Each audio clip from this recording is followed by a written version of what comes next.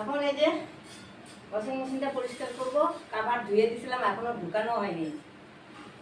তা ওয়াশিং মেশিনটা পরিষ্কার করে নিয়ে মুছে তারপরে ফ্রিজটা করব।